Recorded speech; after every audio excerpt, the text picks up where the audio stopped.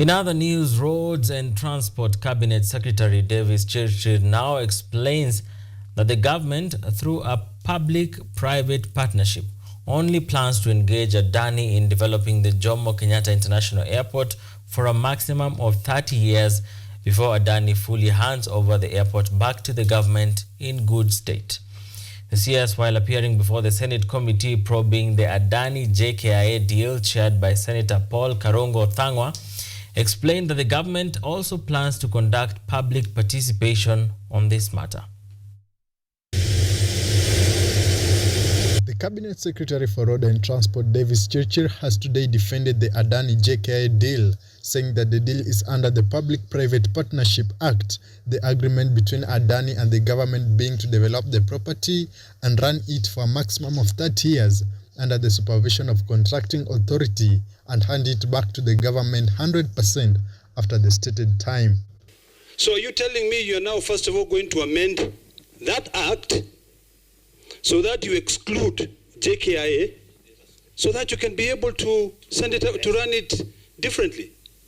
To first of all justify why it is you, a minister for transport, who is answering matters on PPP. The letter was addressed to Mr. Mudavadi. At that time, he was covering the entire cabinet. Who was the minister responsible who should be answering these questions? Is it you or the Minister for Finance? You are a stranger in these proceedings. The minister to answer these questions is the Minister for Finance, not you. You are not recognized in law.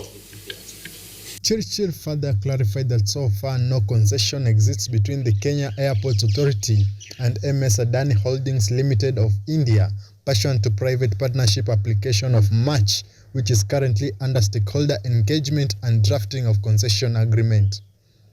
The CS claimed that Adani showed interest in developing the airport and didn't approach the procurement model, adding that Adani has the capacity and technology for the work.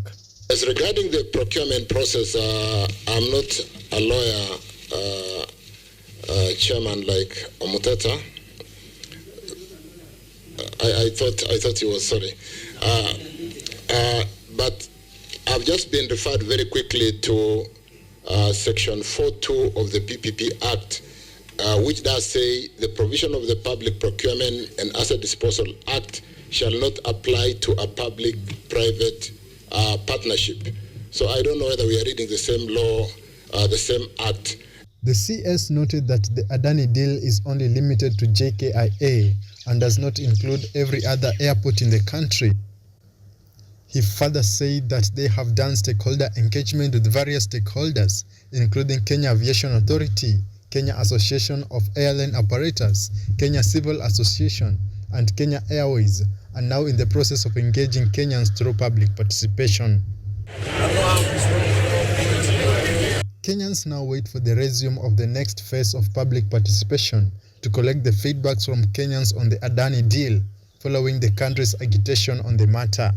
Collins Wekesa for KU News.